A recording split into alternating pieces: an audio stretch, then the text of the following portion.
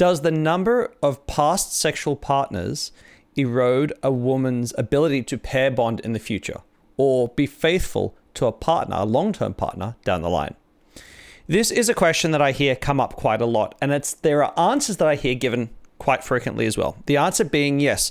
If a woman sleeps with a lot of men, then her ability to pair bond in the future is permanently damaged. And this is what's happening in our society. It is one of the reasons for the breakdown of the family unit. I hear this quite a lot, especially around red pill circles, and I'm especially looking at people like Pearl from Just Pearly Things. Girl, I love your videos. I disagree with plenty of what you say, but I see this come up all the time, which is this idea about the statistic that shows that a woman who has slept with no or one sexual partner is going to be far more likely to stay in a long-term marriage and not cheat or leave. One of the things that always goes through my head when I hear people talk about stats and they say it's stats, therefore it's true, therefore it's real, it's science. One of the things that goes through my head is that's true, but statistics are really, really easy to use to be deceptive. And I don't think people like Pearl and other red pill people are being deceptive, but statistics can be very, very deceptive, and you have to look very closely at them. There's a couple of things that we need to be careful of. One is when we hear a random statistic thrown out, we really need to see the paper and see what else is talked about in that same paper, because very often information in isolation is highly misleading. The other thing is that it's very easy to assume that because something is shown to be correlated, that means that one thing caused the other. Okay, so people who enjoy horror movies are more likely to be serial killers. Do horror movies make you more likely to be a serial killer? Okay, likely they are more correlated than causated, right? So that's an example. Now, in my preparation for today's video, I've gone through so many research papers, and I'm going to link to a bunch of them below. But one thing I can say for certain, not a single paper shows a causative relationship between a woman's promiscuity and relationship outcomes. Now, this shouldn't be a surprise, actually, to anyone who understands the scientific process, because this would be immoral / almost impossible to do. To show causation here, you would literally have to take young women before they become sexual, do a bunch of psychometric testing, and then enforce promiscuity or lack of promiscuity upon them for the next 10 or 20 years. Not a thing that we're really able to do. So there is no evidence out there that shows a causative relationship. What we do have, however, and what I'm really going to talk about today, is a whole bunch of evidence that suggests that there are factors which cause promiscuity, and those same factors also cause relationship breakdowns in the future, right? In other words, one thing causes both, not one of these two causing the other. And I'm going to go through that in detail. But the first thing I want to do is I want to just have a look at the data that does exist, okay? Because it does exist. Very clearly, we can see, by the way, in this video, you're going to see me clicking around a hell of a lot, for which but I love data, and so I hope you do too. And we can clearly see, okay, that women who marry when they have had 0 sexual partners in the past are way less likely to leave the marriage. Women who have 1 partner goes up, and so on and so forth, right? So we can clearly see that with more sexual partners, we do indeed get a lockstep with less good marriage outcomes. However, one thing that's never talked about when I hear people in the red pill community talk about this is that actually the data is the same for guys, right? Guys who marry as virgins are more likely to stay in marriages. Men who are highly promiscuous are more likely to cheat. Men who are highly promiscuous early in life are far more likely to have divorces, multiple divorces, right? So there's no data. In fact, there wasn't a single paper that I found that actually advanced the idea that women were uniquely negatively impacted by sexual promiscuity. The only papers that I ever saw that showed that women being negatively impacted by promiscuity were ones that it was not talking about marital outcomes or cheating or that stuff. It was talking about emotional outcomes. And that was more to do with societal pressure and other things. But it never showed, no single one said there was a difference between men and women. That alone should create a red flag, because a lot of these people who talk about the promiscuity argument with women, they suggest that women are not built for promiscuity, men are. That's kind of the assertion, right? But it's not, there's no data that shows it. I couldn't find a single one. And if I'm wrong, please go ahead and, correct me and put it up there in the comments below. The next thing that I find really interesting when we do look at the data, and I'll bring up the table that I brought up before, is if you have a look at the historical data of female promiscuity, right? There's a couple of things going on here. First of all, if we have a look at the distribution of premarital sex over decades since the 1970s, we find what you wouldn't be surprising, right? We look at the number of women who have just look at the 10 plus partners column here. In 1970s, only 2% of women had over 10 premarital partners, whereas in the 2010s, it's not surprising that's jumped up 9 times to 18% of women have had more than 10 partners before they got married, right? So that shouldn't be a surprise. But what this is also showing is that in the 1980s, for example, when it was 4%, you had to be way more promiscuous. In other words, you had to be much further on the promiscuity bell curve as a person, right? A much more extreme version of a woman who has slept with more than 10 partners than you do in the 2010s, right? So you'd expect that would somehow be shown in the data in the actual divorce rates after 5 years for sexual partners. But in fact, that's not what we see. When you have a look at this graph here, what do we see? We see, in fact, that in the 1980s, women with more than 10 sexual partners actually showed a decline. 6 to 9 partners weren't that high either, right? We're not seeing this really powerful correlation. What we're seeing in 3 decades in a row, in fact, is that women who have had only 2 sexual partners are more likely to get a divorce than women who have had between 6 and 9 sexual partners, right? Over 3 decades. And only in 1 decade in the last 3 did it actually increase when you got more than 10, right? This alone, to me, is incredibly interesting because it shows if there was a mechanism by which promiscuity or a number of sexual partners destroyed a woman's ability to pair bond, it should be consistent across decades, and it's not. And this isn't the data I'm showing here isn't the only one I've seen, but it is not consistent, right? So that alone is quite interesting. All right, so before I talked about mechanisms, because while we can't show causality very well, what we can do is show a bunch of mechanisms by which there are things about a human being that cause them to be both promiscuous and have lower relationship outcomes, right? So in other words, it's not the promiscuity causing the poor relationship outcomes, it is factors in our lives which cause both. Okay, so the first thing that's interesting to look at here is religiosity, which is the first thing I thought about when I hear these stats about virgins getting married. I mean, who the hell gets married as a virgin these days? Highly religious people. Now, why is this important? It's important because anyone who's part of a religious community, those communities, or almost all of them, right, they first of all, they harshly criticize promiscuous behavior. Right, so it's harshly governed in these religious societies. The second thing is divorce is highly frowned upon in these societies. So there's huge amounts of societal pressure to behave appropriately. And so when I scroll down here and I look at the percentage of women who attend church weekly and their past sexual partners, this curve shouldn't be a surprise to pretty much anyone, right? If you're going to have 6 to 9 sexual past partners, you're half as likely to be religious, okay? But already this is important because, again, it's religion's playing a role in the promiscuity. And we know that religion plays a role in people's attitudes towards divorce.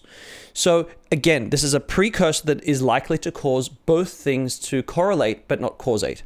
Okay, so the next thing is genes. We know that there's a very strong genetic causation or something genetically that makes us more likely to be promiscuous and also more likely to experience poor marital outcomes, right? So the degree to which genetics plays a role, here is, I'm going to post up here a table, but this is only part of the full table, of a whole series of research papers that have been done on this topic, and we can see something between a 30 to 60% heritability of promiscuity behavior, right? In other words, your likelihood to be both promiscuous and have poor marital outcomes is 30 to 60%, roughly 50%, which is what we'd expect for most heritable factors, dependent on something genetic. So we know that, for example, there is a vasopressin receptor gene, it's AVPR1A, which predicts promiscuity in women, as well as poor pair bonding outcomes for men. Okay, we also know that there's a dopamine receptor gene, DRD4, which has been consistently predicted. It predicts promiscuity in both men and women with no sex differences. So we know that there are these impacts. We also know that people who are extroverted, okay, so extroverts, we know statistically have done for a long time, extroverts are more likely to engage in premarital sex and post-marital affairs or affairs while you're married. We know this because the data clearly shows it, right? And I mean, extroverts just have more access to opportunity to cheat because they are highly social. We know this, right? That isn't promiscuity causing poor marriage outcomes. It is extroversion causing promiscuity and also causing poor marriage outcomes, right? Then we also know that people who are low in agreeableness and conscientiousness are far more likely to cheat on their partners in relationships and marriages, right? So we know that there are a whole bunch of what we know to be highly heritable factors, which lead us to be more likely to be promiscuous and more likely to cheat in marriages. So the third factor, which honestly was one of the things that popped into my head as well when I first heard these stats about female promiscuity and marriage reliability, was emotional health. Okay, so basically what we do see is a very strong correlation between emotional well-being and promiscuity. In other words, people who feel crap about themselves are far more likely to be promiscuous, and people who feel crap about themselves are also far more likely to divorce or cheat on their partners. We just know that data, it's there, correlative at this point. However, there are a number of studies, and I'll put one up here, but there's one in 2014, I believe, where they basically showed that if you first of all, we can see people's promiscuity, people's well-being scores before they engage in promiscuous behavior and after. And what we see is that basically there's only a marginal increase. And we see that people who are already low in well-being are far more likely to go on to become promiscuous than people who aren't. In other words, people who feel like crap, they go on to be less reliable. They go on to be more promiscuous. And honestly, if you look around the world around you or use yourself an example, man, I've been the most promiscuous when I most want to feel better about myself. Doi, right? I have been the worst quality boyfriend when I feel crap about myself. Doi. I say that. I'm not trying to make fun of the people watching. This is obvious when you start to think about it, right? There are many factors which will make you less likely to be reliable in a marriage that have nothing to do with your promiscuity being the cause. So this brings me lastly to the final point, which is that there is no mechanism that we know of, there is no mechanism that we know of by which a woman's promiscuity should be damaged by promiscuous behavior, right? So we can see that obviously if a woman is concurrently sleeping with 3 different men and she starts to date you, she's probably not going to pair bond with you very well. Okay. Same thing applies to men, right? If a man's being promiscuous with 3 other women and starts dating a new woman, he's unlikely to pair bond with her. We know that. The data is the same for both genders. But there is no mechanism that we know of that would mean a woman who was highly promiscuous 5 years ago, but is not now, still has an impaired ability to pair bond. There's nothing. There's no mechanism that we know of. Men often cite some people and women cite this idea that women aren't built for it, right? That historically women had to be more careful about who they had sex with, yada, yada, yada. It's what we call a just so story. Like there's a narrative of how we think people should behave. Therefore, we get to cherry pick the data. But that's not how it gets to work, right? We see in the data that the same thing applies to men and women, and there's no mechanism. There's no biochemical mechanism in the brain that we can see that would function. And so where does this leave us? Because the truth is that there is a correlation between promiscuity and high, what you call body count. I hate the term, but high body count and marriage outcomes. And I hate the term body count, but we can see that there is a correlation. And so what does that mean? Does that mean that we should just avoid women who have slept with lots of guys before? It's not that simple. I mean, if you go back to the data that I showed before, okay, first of all, yes, there's a sizable difference if you look at a woman who's either a virgin when you meet her or has only had one partner before, right? But if you meet a woman, how many women do you meet who are virgins, who have only slept with one person before, who aren't highly religious? Because I sure as heck, I'm not religious, and I'm not going to date someone who's highly religious, okay? But where are you going to find them? But let's say you do. If you find a woman with 2, 3, 4 sexual partners, the difference is 4%. Like it's not 4. The difference is between 30% and 34% likely to divorce after 5 years, right? Which is what is it? 12? If I'm doing the maths right in my head, roughly 12% like increase, right? So the maximum increase you're likely to have, unless you're marrying a virgin, is about 12%. That's the most. That's how much more likely a woman with a high body count in her past is likely to be a poor partner in the future, compared to the average population. So it's not huge, right? That impact there is not great. But still, if I met a woman who had a very promiscuous past, I think it's important data, right? I don't care about it as a number. I care about it because it tells me I need to understand why, how long ago this was. I need to understand she's still doing it, and in which case, okay, that's an an orange flag at best, right? Pay a little bit of attention. Try to learn why that was. You know, is she still struggling with stuff emotionally? Is she trying to fill an emotional void in her, like in her soul, so to speak? Is she, you know?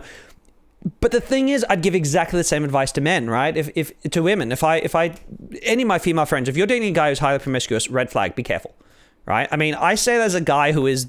I've been very promiscuous, right, in my past. That is a severe understatement, but it's true. Most of the guys I know who are very promiscuous would make for very poor long-term partners.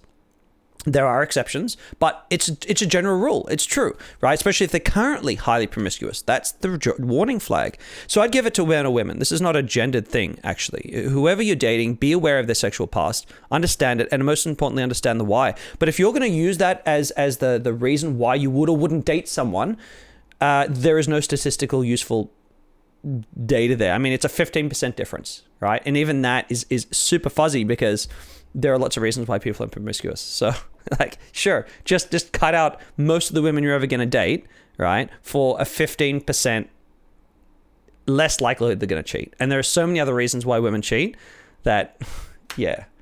And I guess that's where I stand on the issue. The numbers aren't there. The data does not show that women are becoming damaged by promiscuous sex. It is a very satisfying story for frustrated guys. I get it, but the data's not there.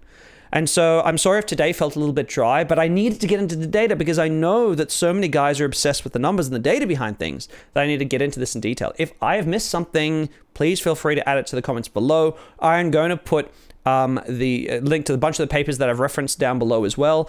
Feel free to have a look through it all. Yeah, I'm open to debate on this one, but I literally couldn't find anything that was going to dissuade me in any way.